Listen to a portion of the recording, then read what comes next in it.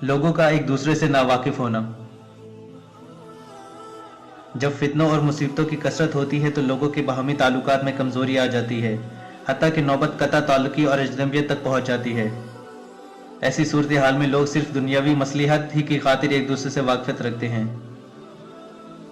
हज़रत हुज़ैफा बिन यमान रज़ी अल्लाह तआला अन्हु बयान करते हैं कि रसूलुल्लाह सल्लल्लाहु अलैहि वसल्लम से क़यामत के बारे में सवाल किया गया तो आप सल्लल्लाहु अलैहि वसल्लम ने फरमाया, क़यामत कब वाक़ई होगी, इसका इल्म तो मेरे रब ही के पास है और वही इसे इसके वक्त पर ज़ाहिर करेगा।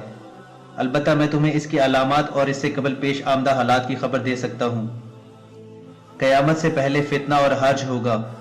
सहाबा कराम रज़ी अल्लाह अन्हुम ने अर्ज़ किया, फितना तो हम जानते हैं, ये हर्ज क्या चीज़ है? फरमाया, ये हबशी ज़ुबान का लफ्ज़ है और इसके मायने है कत्ल खून रेज़ी। क़यामत के करीब लोगों के दरमियान अजनबियत डाल दी जाएगी, कोई कम ही किसी को जानता होगा। ये हदीस लोगों के आज के हालात व वाक़यात के मुताबिक है। आज लोगों की एक बड़ी तादाद ऐसी है जो अपने रिश्तेदारों तक को नहीं जानती।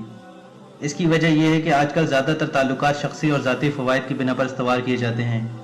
दुनियावी मसलहतों पर मबनी ये कमज़ोर ताल्लुकात जिस तेज़ी से कायम होते हैं उसी तेज़ी से इख्तिताम पजीर भी हो जाते हैं, क्योंकि ये ईमान बिल्लाह और अखुवत की बुनियाद पर नहीं बल्कि शख्सी मसलियत की बिना पर कायम होते हैं।